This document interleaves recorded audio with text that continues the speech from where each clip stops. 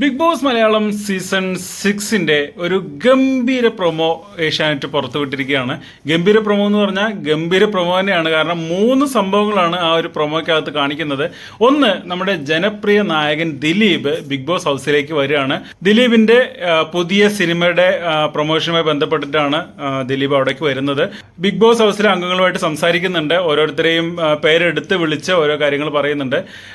പിന്നെ അടുത്തതായിട്ട് കാണിക്കുന്നത് നമ്മുടെ ജാസ്മിനും അൻസിബയും തമ്മിലുള്ളൊരു കൊടൂര വഴക്കാണ്.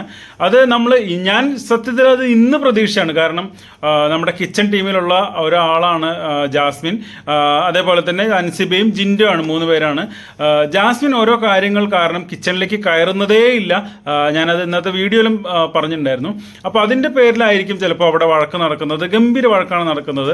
അതിനുശേഷം കാണിക്കുന്നത് ജാസ്മിനും വേറൊരാളും തമ്മിലുള്ള വഴക്കാണ്. ഒരു ഇടവേള എടുത്തിരുന്നു ഈ ഒരു വഴക്കിന്, പക്ഷേ വീണ്ടും അവർ വഴക്ക് തുടങ്ങിയിട്ടുണ്ട്. വേറെ ആരുമല്ല, നോറയും ജാസ്മിനും തമ്മിലാണ്.